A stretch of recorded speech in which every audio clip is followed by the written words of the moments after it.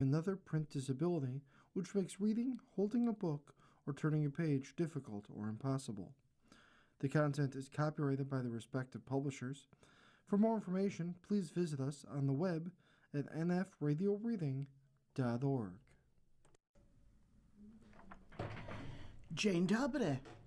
This is Joanne Yanitsky, and for the next hour, I'll be reading from the July 9th, 2026 issue of the Am-Pol Eagle on the Niagara Frontier Radio Reading Service. Lots of information to go over in this week's Am-Pol Eagle issue. Some interesting stuff, some follow-up on things that have happened, and some information for future files, especially the big Polish Arts Festival in Cheektowaga, New York. That's coming up in just a few weeks. Paper, pencil, recorder, whatever it takes in case you need phone numbers, websites, email addresses, and I thought I saw a recipe or two in this week's issue. So whatever works for you, that's absolutely fine. And I think you can also check the Am-Pol Eagle website. They do post some of the features on their webpage. Not all of them. They don't put the whole newspaper there, but some of the features, and you can maybe track down some information. And another thing that I do screenshots a lot with my phone. That's an easy way. Then, of course, you have to remember that somewhere in your photos you have something that looks weird, but there's a phone number or a website or an email address in there, or maybe a recipe. So let's move on. Front page. I'm going to start with Polish news bites. Get that out of the way, because the other features look like they're good-sized and may take some time. So, Poland signs $5 billion deal for Swedish submarines. Poland has finalized a landmark defense agreement worth approximately $5 billion to purchase 3 advanced A-26 submarines from Swedish defense manufacturer Saab. I used to have a Saab car. Who knew they did submarines? The acquisition marks one of the country's largest naval modernization projects in decades and reflects Warsaw's continued investment in strengthening NATO's eastern defenses amid persistent security concerns surrounding Russia. The diesel-electric submarines will replace Poland's aging Soviet-era Kilo-class vessels and are expected to provide enhanced stealth capabilities, longer underwater endurance, and the ability to launch advanced torpedoes and cruise missiles. Delivery of the first submarine is scheduled for 2031, with the entire program extending into 2038. Polish officials said the purchase forms part of a broader military modernization strategy that includes investments in missile defense, armored vehicles, aircraft, and border fortifications. Sweden, now a NATO member, views the agreement as deepening regional defense cooperation in the Baltic Sea.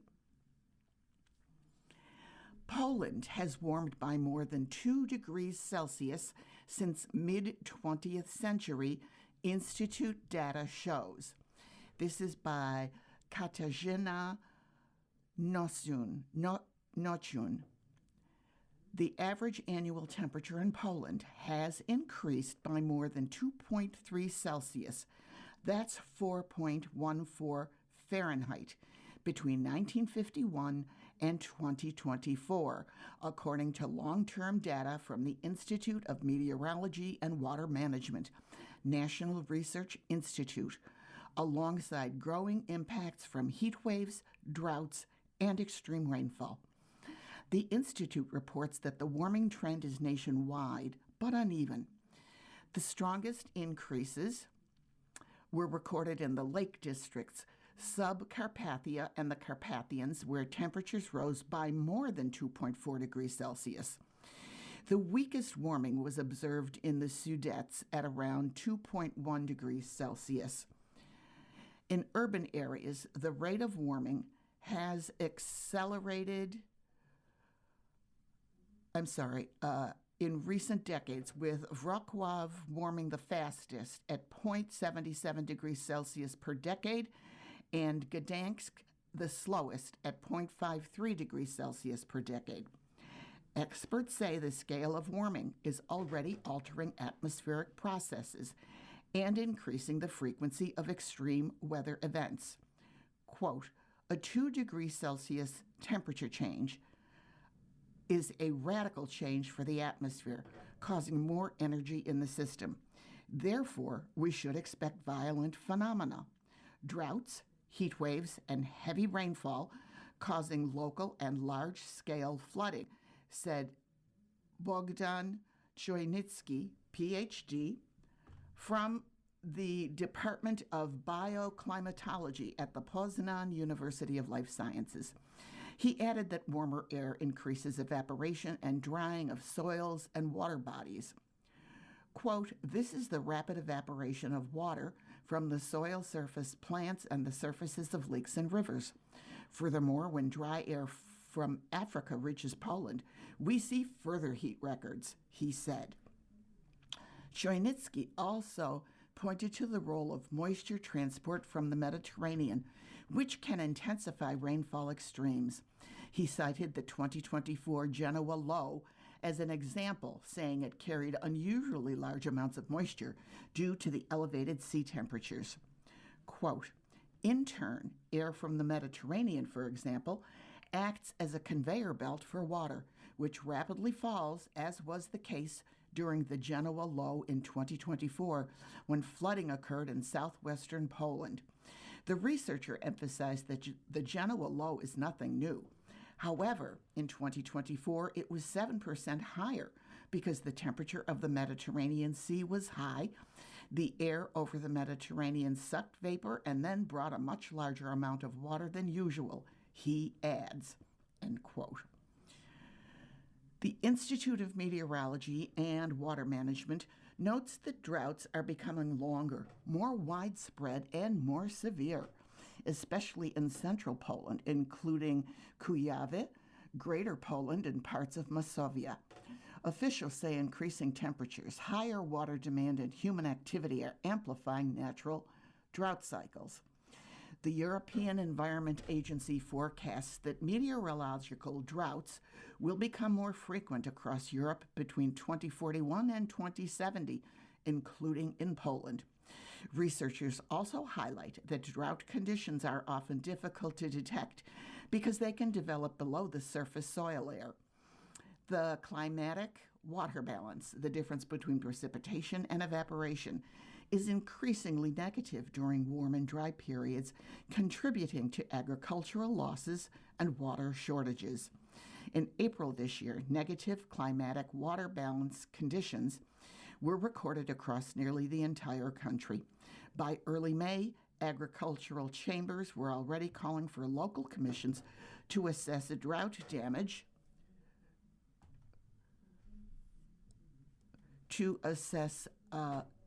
drought damage after crops began failing in drying soils.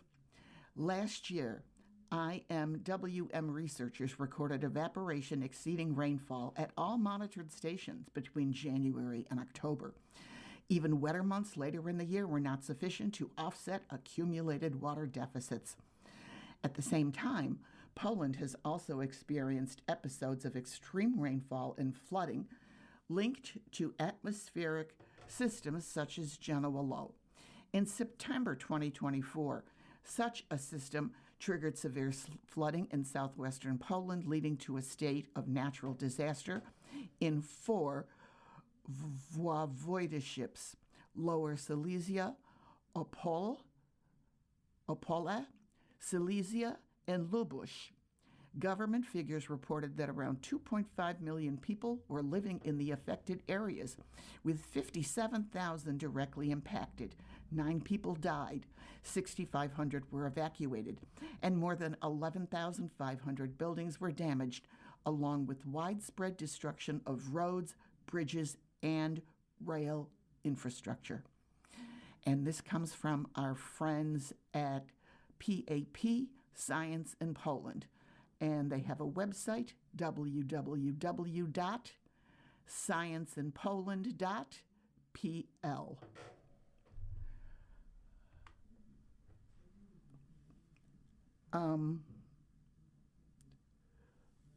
Let's see where we're going to go next here. I think I'm going to start the information about the upcoming 2026 Polish Arts Festival. There is a photograph, certainly of perhaps last year. It's a file photo by Peter Sloan, could even be of years before that. There is the American flag in the center. There is the Polish flag to its right as you're facing it. I can't make out what the third flag is. It's a green flag, and it's got, I just can't make it out the way it's hung. It's not flat enough. And there's a band playing. Can't make out any names, the name of the band, anything like that, but the caption reads, Polish food, cultural displays and demonstrations, as well as plenty of polka music, is planned for the Cheektowaga Polish American Arts Festival, July 24th to 26th this year. So this feature is by our friend Amber Healy. Let's see what Amber has to say. With 3 days of nonstop music, dancing, food, and plenty of red and white, make sure the gang's all here for the 46th annual Polish American Arts Festival in Cheektowaga. Jim Lewicki, president of the Polish American Congress, Western New York Division, has been working since last July to prepare for this year's festivities, and he's ready to put on a really big show.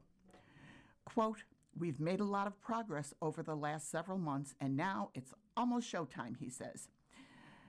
He continues, it's actually one of the oldest Polish-American festivals around, I believe, in both the region and the country, end quote.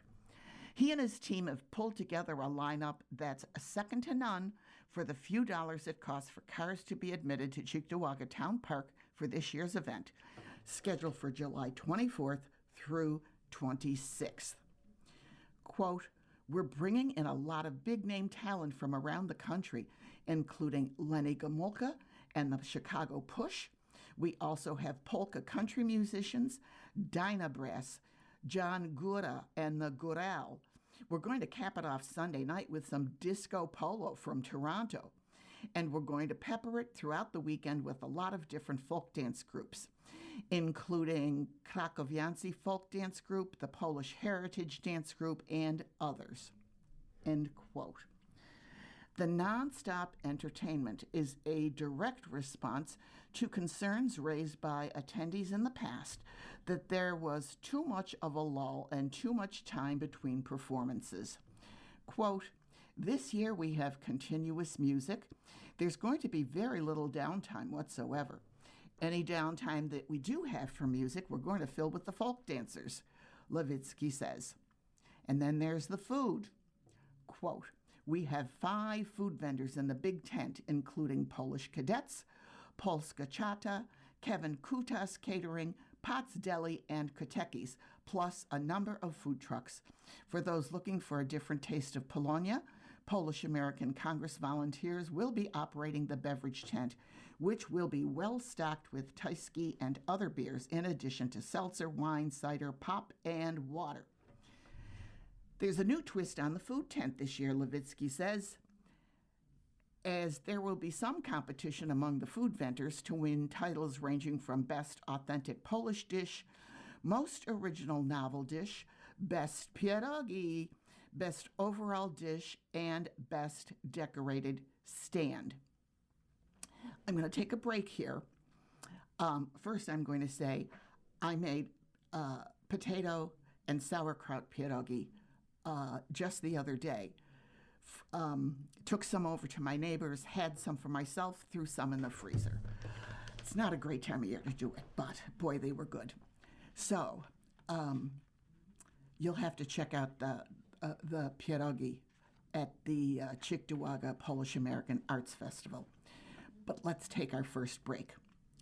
You are listening to a reading of articles and features from the Am-Pol Eagle on the Niagara Frontier Radio Reading Service. Okay, continuing with the Amber Healy article on the Cheektowaga Polish American Arts Festival.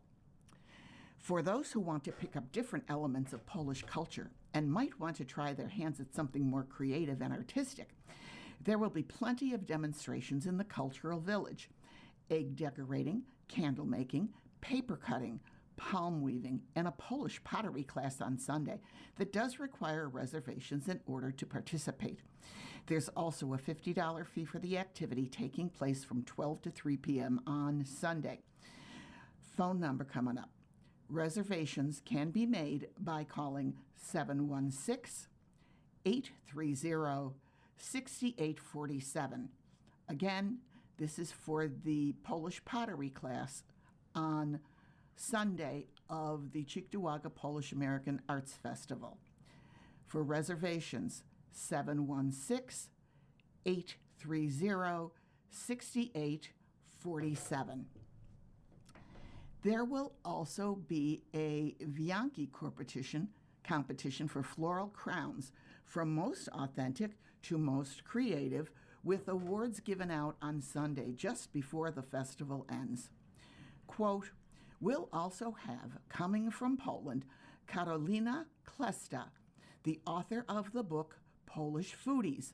She has more than 180,000 followers on Facebook, and she is going to be coming in and doing Polish food demonstrations during the festival, sponsored by Bocek Polish Foods, Levitsky adds. There's also the vendor tent just outside the main entryway, where groups like Pomost International and the Polish Genealogical Society of New York State will be present all weekend, helping provide more information and a sense of kinship with Poland and family history. In keeping with tradition and the strong role the Catholic Church plays in many Polish families, there will be a Mass of Thanksgiving offered on Saturday afternoon at 4 p.m. by Reverend Jacek Mazur, a director and the chaplain of the Polish American Congress, accompanied by the Chopin Singing Society. For the past several years, the Polish American Congress has been tasked with organizing the event, which is free and open to the public all weekend. The club has secured donations from a number of generous supporters, from Quick Fill, Wright Beverage, the West Hair Auto Group, Fry Electric, and the Erie County Medical Center, Samasi Law, plus support from Erie County legislators Frank Todaro, Timothy Myers, and the Cheektowaga Town Council.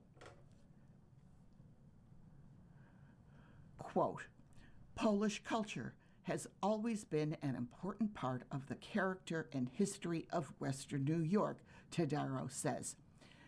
He continues, celebrating that heritage is essential to who we are. I've been happy to provide $12,000 in county funds for the annual Cheektowaga Polish American Arts Festival. I look forward to taking in the music, authentic Polish cuisine, the crafts, and marketplace. The diversity of backgrounds and traditions is what makes this region unique. It's the inclusion of so many local bands that will have Cheektowaga Town Council member Barbara Bukowski ready to tap her toes at the festival. Quote, I'm really excited to have our local polka bands, she says, and continues, no disrespect to the ones coming in from out of town, because those bands are terrific, but we have talent here in Buffalo and Cheektowaga, and they need to be recognized and part of this festival, end quote. Her husband used to play in the Skylarks, and as a result, their family knows well most of the bands with roots in Western New York and those that also played in other cities' Polish festivals. Bukowski said she has her polka shoes ready to go all weekend, and anticipates the same is true for her husband, her children, and her grandchildren. Quote, "You don't have to be Polish. Everyone is respectful. Everyone just wants to have fun. I'd be more than happy to teach somebody to polka. It's really easy," she said with a laugh. She continued, "Jim Levitsky's really got a nice setup, and he's really spearheaded this awesome event. I'm very confident it's going to be a great turnout, maybe even better than we've had in the last couple of years. I belong to the Buffalo Polka Boosters, and when the advertisements started to come out for this, everybody's all excited again." End quote. The music is the big draw for Cheektowaga Town Supervisor Brian Novak as well. Quote, "I love any event where we can put live music on. Maybe 2 years ago, we had a group out of Canada with Polish influence and a modern tinge to their music. I heard them for the first time at the festival. So it's an opportunity to discover new music that I enjoy very much." End quote. The Polish festival, says Novak, is, quote, "the largest event we have in the park in the summer. It generates tens of thousands of folks coming in. There's a lot of great stuff there, but specifically for the region, and how many folks come from Polish backgrounds? A lot of folks can say great grandma came off the boat from Poland. We're becoming a melting pot. But more than that, it's an offering for the public to get off their computer screens and their phones and spend time with each other in a quality and meaningful way. I think that's why the festival is important." End quote. A full list of events, food vendors, bands, and activities can be found. This is a long website, and it's Facebook. So you can go to Facebook, facebook.com, and then you can use the search function and search for Polish American Congress WNY. Polish American, no space, Congress WNY.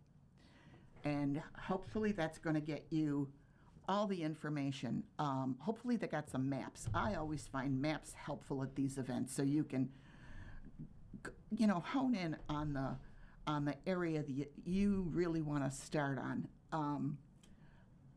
Maybe start with a cold beer, because hopefully it's going to be nice, warm weather. And from there, you can decide what you're going to do next. Or you'll bump into somebody at the beer tent and spend some time there with your friends. Always a fine thing to do. This coming weekend is, I have to think about this, Queen of Heaven, the big Queen of Heaven church carnival in West Seneca. And my sister used to live on Seneca Street, and I would forget and try to go stop, say hello, and I'd get caught up in the traffic on Seneca, and Union Road, and Mill Road, and wherever. But once you got through that, everyone has a great time, great fundraisers for the church, and just a fine family event to learn new things about a culture, whether it is your own ethnic culture or a culture you've never really thought too much about before. Learning is a wonderful thing. Okay, speaking of learning, we are now going over to Tom Tadapachki and his Tom Talk. And this is part 2 of his trip to Poland. And the first, part 1, was certainly interesting. Let's do part 2. There is a photograph of St. Martin's wooden church in Pawłowo. And it's very rustic looking, very Franciscan. You know how the Franciscans always wear that brown. And so this is very Franciscan looking. There is a cross, a large wooden cross staged. It's not the front of the church. I'm thinking maybe it's the side. It's kind of hard to tell. But it's a lovely, bright, sunny day in Poland. Then, this is a cute one. It's a photograph, what's probably a telephone pole, similar to what we have in the U.S. But there is this gigantic, and I do mean gigantic, nest at the top of the telephone pole. And the caption reads, "We spotted storks throughout the Polish countryside." I have to say, I never knew until I started reading the Am-Pol Eagle that storks are one of the common symbols of Poland. They're, I don't think they're quite like our robins, but maybe like our hawks. But I just find that fascinating. Oh, well, let's see what Tom has to say. On my most recent visit to Poland, I had a chance to visit the area near the city of Poznan. That's where my ancestors came from, and I was thrilled to be able to visit the villages where they lived and the churches in which they worshiped. I don't know of any relatives still living in Poland, but I'm sure there must be some. Years ago, I remember my mother sending packages to some of our relations there, but we haven't kept in touch. That was a regular practice for many Polish Americans in the communist era. But with Poland's booming economy in the post-communist era, Poles probably should be sending packages to us. Both sides of my family came from the region around Poznan, known as Wielkopolska, or Greater Poland. It's a historic region in west-central Poland that is considered the cradle of the Polish state.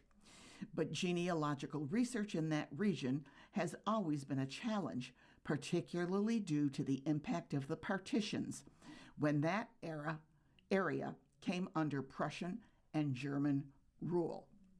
My paternal grandparents, Wiktor and Rosalia Golinska-Tarapacki, came to Buffalo in 1884. My maternal grandparents, Stefan and Weronika Antowska-Witkowski, came here in 1910. Both my grandfathers died before I was born. I was close to my maternal grandmother, Weronika, as we lived in the same house with her until her death, so I had a very personal interest in her background. Looking for a genealogist a few months ago, I reached out to Łukasz Bielecki.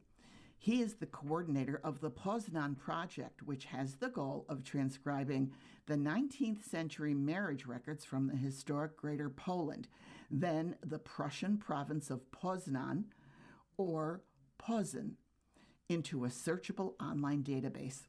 The project is coordinated by Bielecki and uses a search engine created by Maciej Głowiak and is supported by dozens of volunteers from many countries.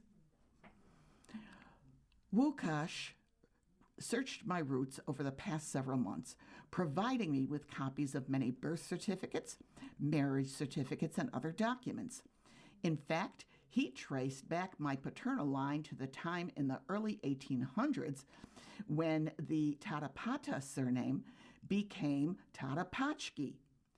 Tarapata means trouble in Polish, so there must have been an interesting story about that. Most of the documents are in German, and the writing is in that old-fashioned cursive that can be hard to decipher, so his assistance was valuable on many levels. When I arrived with our group in the city of Poznan, I was picked up by Łukasz, who had mapped out a route based on the genealogical research he did for me. They were mostly small rural areas or small villages, much less populated than they were when my ancestors lived there.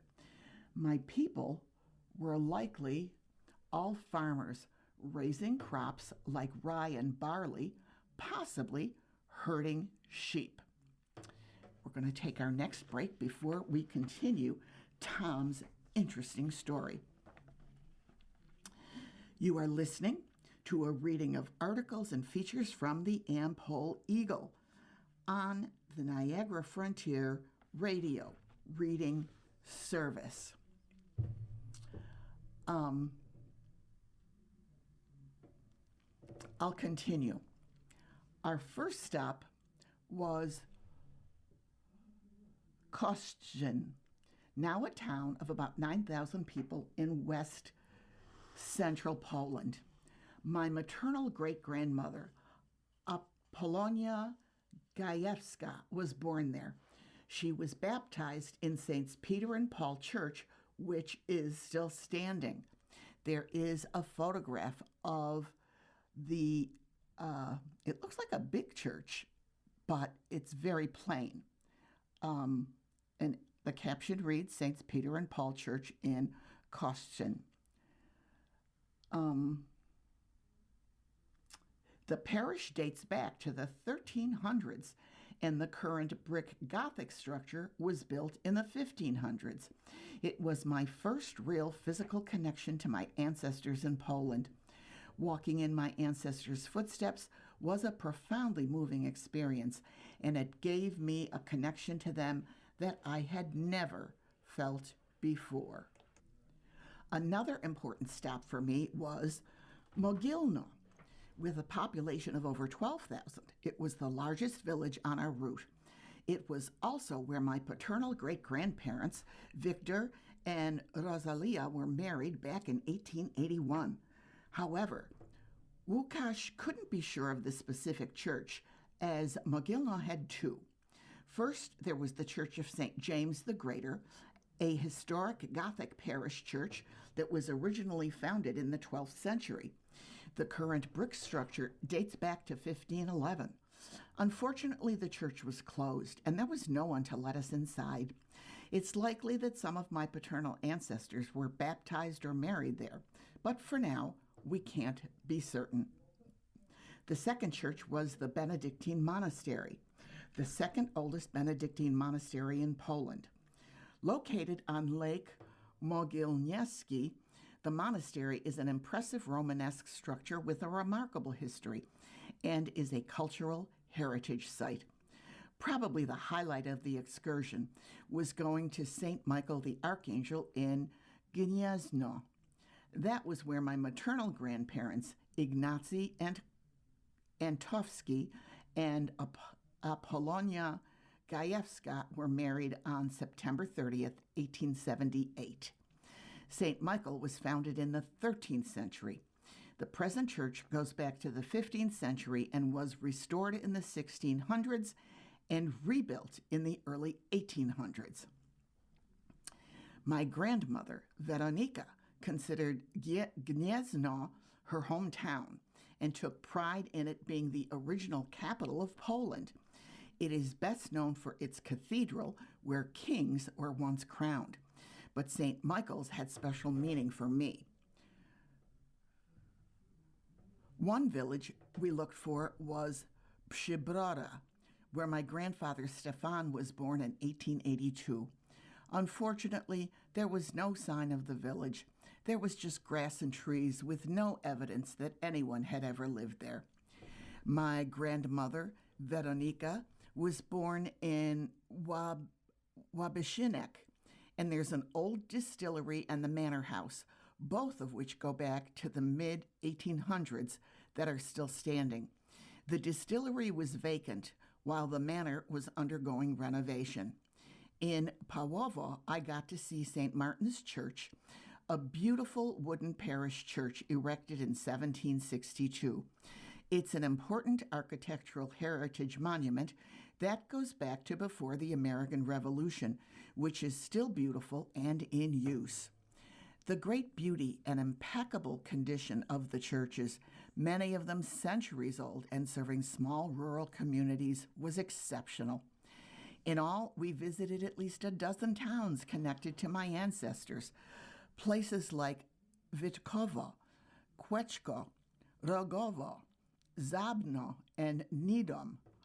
Actually, much of our route mirrored the Piast Trail, Poland's oldest and most historic cultural tourism route. With Gniezno at its center, it traces the origins of the Polish state and the first royal dynasty spanning the Wielkopolska and Kujawia regions. Our final stop was the Church of St. James the Greater in Sokolnitsky. It was the only church we visited that was not the original structure. The parish goes back to the 1300s, but the current church was built in the 1920s. It was a long and emotional day, an awesome, uplifting experience, but there's much more to learn about my ancestors, whose names include Lewandowski, Jakubowski, Niezgoda, Kowalczyk, and Sniegowski. I'm also looking forward to returning and possibly finding some relatives in Poland that I can connect with. This is going to continue because next is going to be random thoughts about Poland.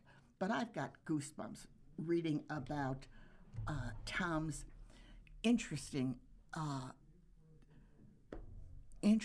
adventure into his heritage, his genealogy, his people, his grandparents, great grandparents, being in buildings that they were in before they moved to the United States.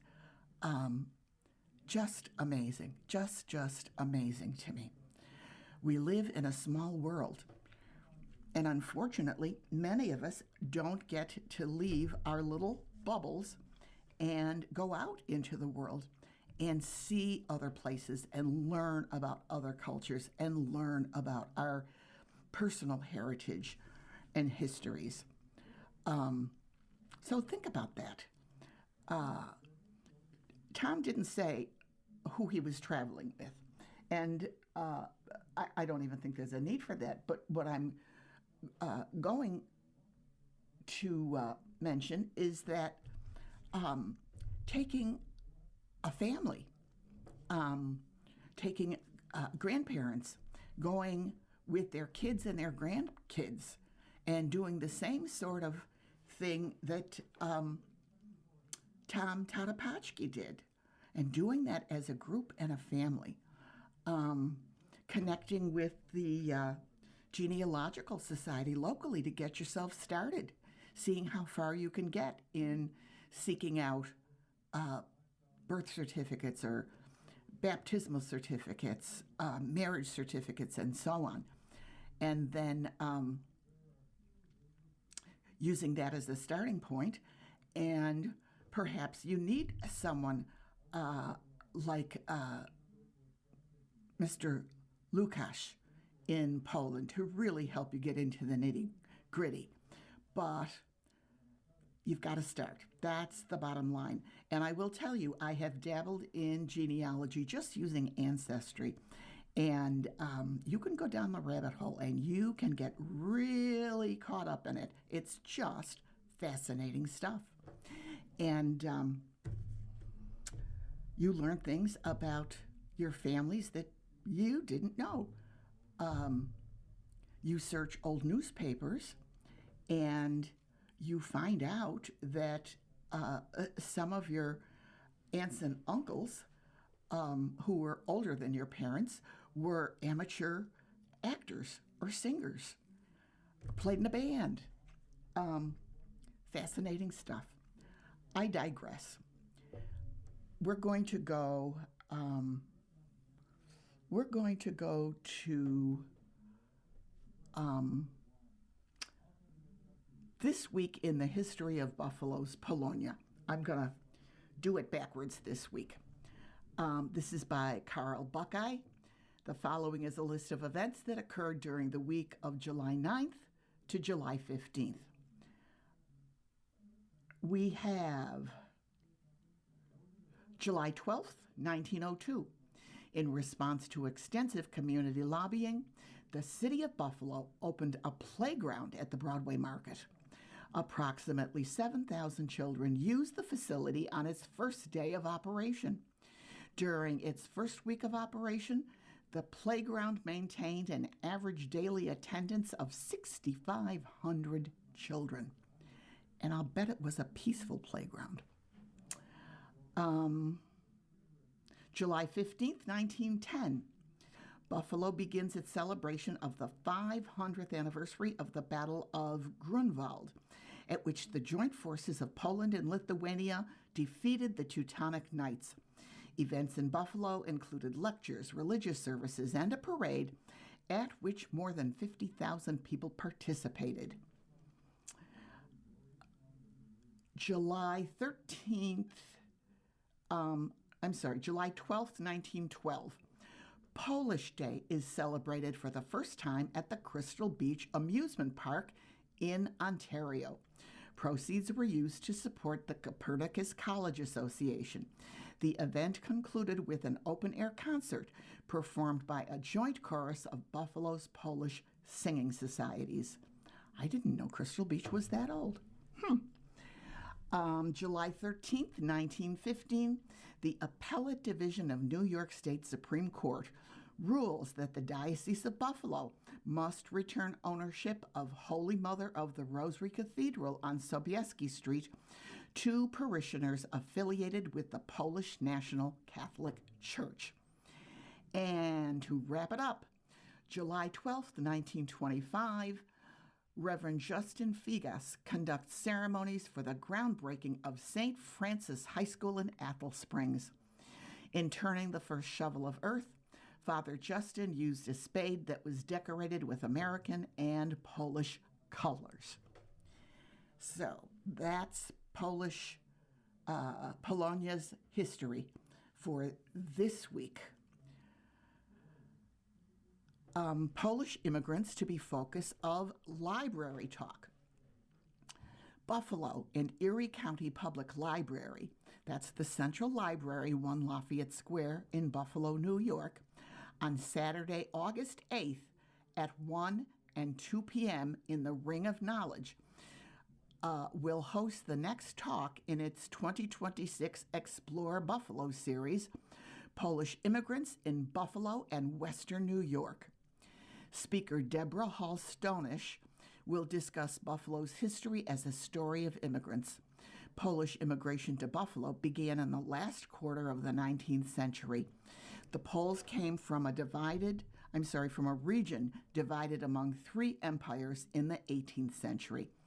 The Poland that we know of today did not exist until after World War I.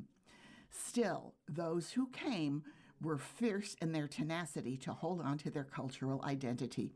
This talk will discuss how Polish culture is still going strong in Buffalo today, outlining festivals, foods, dance, and music. Attendees will learn and celebrate Polish culture that has been locally preserved by descendants of the original immigrants. The talk is free. All ages are welcome. Mark your calendars.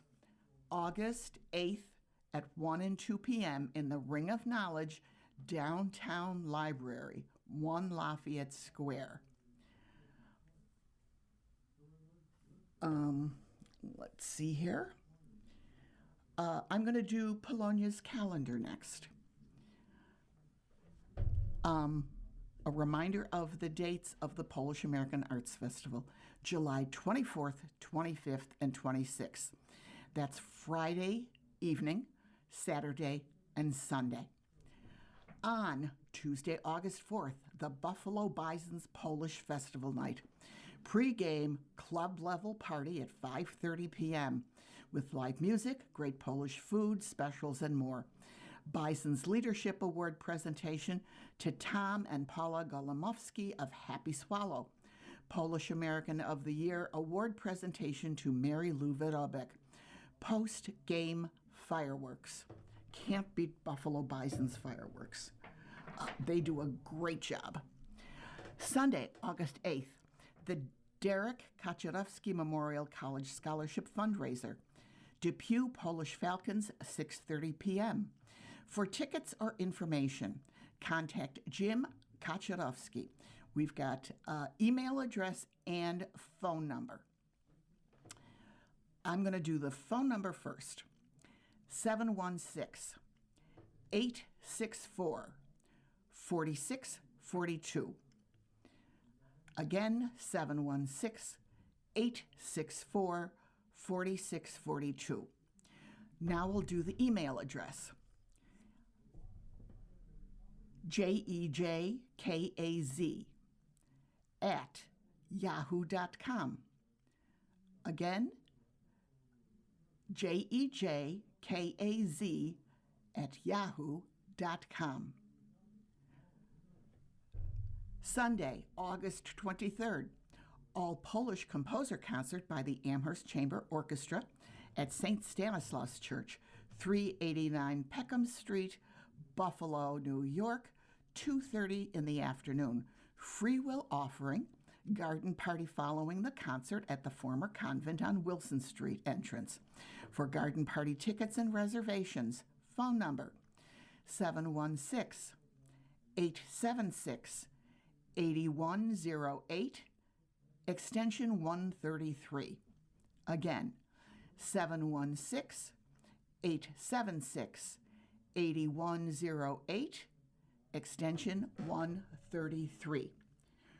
We're going to take our last break before I continue with Polonia's calendar. You are listening to a reading of articles and features from the Am-Pol Eagle on the Niagara Frontier Radio Reading Service. Okay, continuing with our calendar.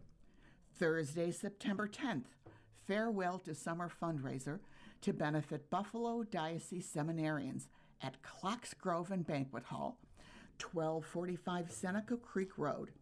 Dinner, Chinese auction, split club raffle. For ticket reservations, it says St. Jude's Center Seminarian Scholarship Fund. It's care of Ed Reska, and then there's a phone number. 716 648 0370. Again, 716 648 0370. Saturday, September 26th, St. Adalbert's Basilica 140th Anniversary Dinner at Keebzak's Banquet in Sloan, New York. Additional information to follow. On Sunday, September 27th, there will be a Mass to celebrate that anniversary at St. Adalbert's Basilica. More details to follow. We're going into October. Sunday, October 11th, Chopin Singing Society 127th Anniversary Concert, St. Stanislaus Church, Buffalo, New York, 2:30 in the afternoon. Ticket information will be forthcoming. On Friday, October 16th, a free educators conference, Ambassadors of Remembrance, Building a Framework for Teaching the Holocaust and Nazi-Era Persecution. For information and registration, contact Regina Hanchak. I've got a phone number and an email address.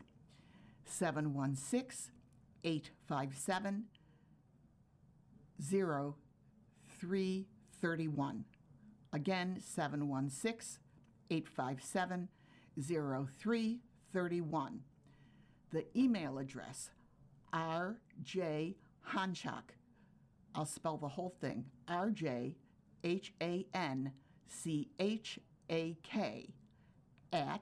@gmail.com.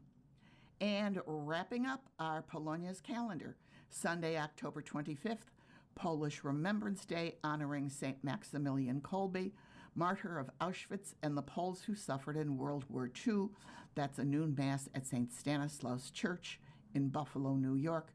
Reception to follow in the church social center with entertainment.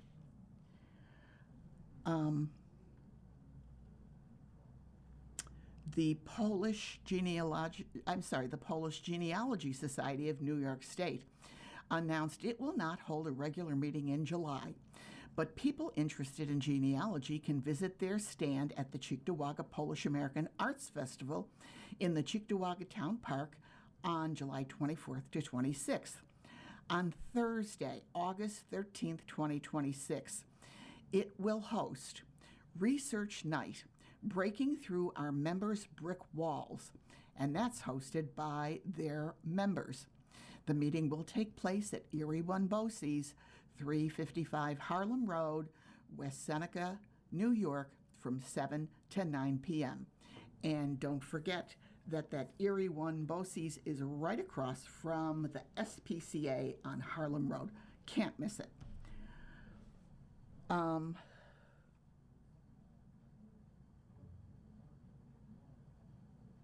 There is an article here. It's by Julie S. Kresge. As America turns 250, let's remember the women who helped build it.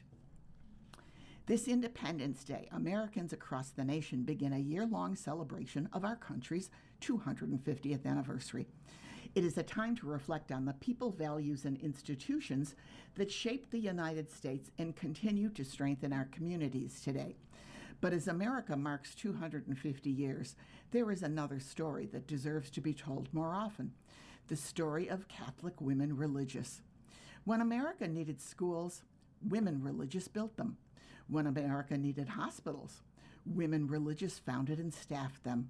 When America needed social service for immigrants, orphans, the poor, and the marginalized, women religious stepped forward to serve. Long before government programs and extensive social service networks existed, sisters were often the first responders to the needs of their communities.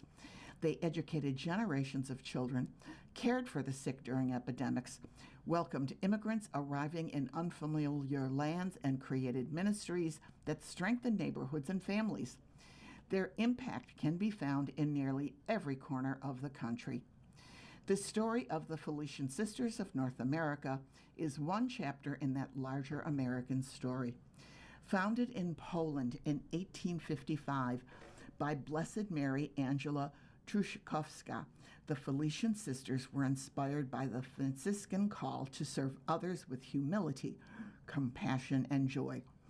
In 1874, 5 sisters crossed the Atlantic and arrived in the rural farming community of Polonia, Wisconsin, answering a request to minister to immigrant and indigenous families. Led by Mother Mary Monica Sibilska, along with sisters Mary Kajetan Jankiewicz, Mary Vincentine Kalwa, Mary Raphael Swoźniowska, and Mary Wenceslaw Zubriczka, they arrived with little more than faith, determination, and a commitment to serve others. Their mission was simple yet profound: to serve where needed. What began with 5 sisters in a small Wisconsin settlement grew into a ministry that reaches across North America. Over the next century and a half, the Felician Sisters established schools, hospitals, orphanages, social service agencies, and ministries that transformed lives and strengthened communities. They educated children, cared for the sick, comforted the elderly, welcomed immigrants, and provided hope to those living on society's margins. In fact, Felician Sisters were among America's first female CEOs, educators, and healthcare administrators. They did so not for recognition or acclaim, but because they saw human need and responded. Yet these contributions are not always included in conversations about our nation's history. As America celebrates 250 years, we have an opportunity to tell a fuller and richer story of who built this country. The American experience was shaped not only by those who held public office, commanded armies, or built businesses.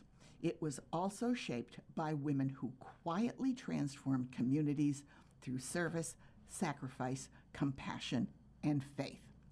Today, the Felician Sisters continue that legacy through more than 50 ministries across North America, serving in schools, parishes, prisons, healthcare settings, and social service agencies. While the challenges facing society have evolved, their commitment remains rooted in the Franciscan values of compassion, human dignity, transformation, justice, and peace, and care for those most in need. As we wave flags, attend parades, and sing America the Beautiful, let us also remember the women who built classrooms where future leaders learned, staffed hospital wards where families found healing, and created networks of care that strengthened our nation from the ground up. Their legacy lives on in communities across our country. Their story is not separate from the American story. It is an essential part of it. If you are a regular listener of any sort, you know my fondness for the Felician sisters, especially those from St. Barbara's School in Lackawanna, New York, and especially my aunt, Sister Augustiane, who grew up in Lackawanna, a part of the Janitsky family. There is a note here. Julie S. Kresge is Chief Mission Advancement Officer of the Felician Sisters of North America.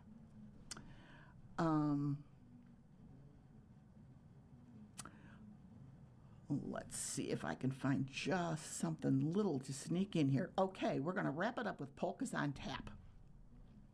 Sunday, July 19th, Polka Boosters annual summer picnic at Clocks. 1245 Seneca Creek Road in West Seneca, 2 to 7 p.m.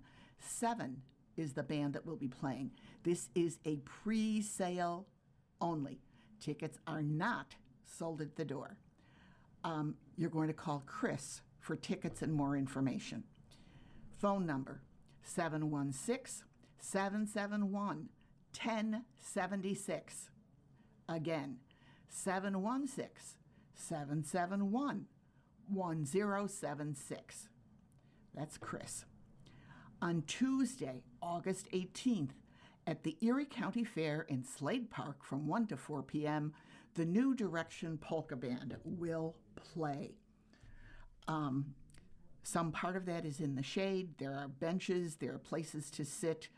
Get yourself a cold drink if you're at the fair and sit and relax and enjoy the New Direction Polka Band. And Saturday, August 29th, Infant of Prague Summerfest, 921 Cleveland Drive in Cheektowaga, New York. 2 to 5 p.m., the New Direction Polka Band. You've been listening to a reading of articles and features from the July 9th, 2026 issue of the Am-Pol Eagle. We read from the Am-Pol Eagle every Saturday at 3 p.m. Your reader has been Joanne Janitsky. Thank you for listening. Do widzenia. Coming up next in the Niagara Frontier Radio Reading Service, we have the Island Dispatch. Following that, at 5 o'clock is the Lockport Union Southern Journal. And at 6 o'clock, we have the Jamestown Post-Journal. Stay with us for these readings and more. If you're listening to this publication online, you're probably using our website, a podcast player like Spotify or iTunes, a streaming service like Siro, or a smart speaker.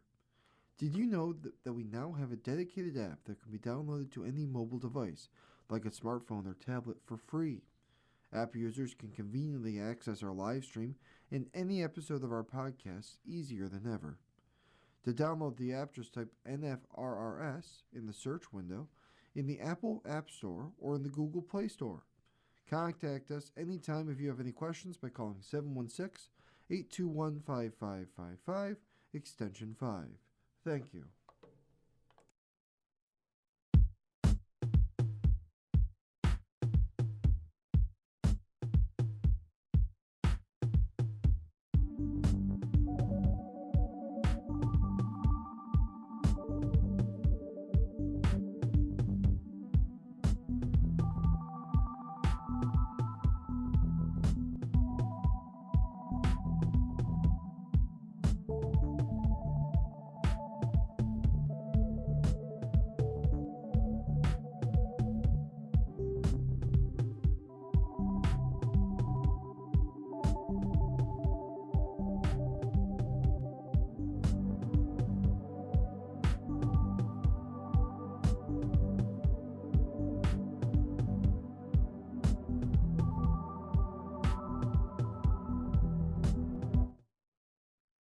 following program is intended for listeners who are blind, have low vision, or have another print disability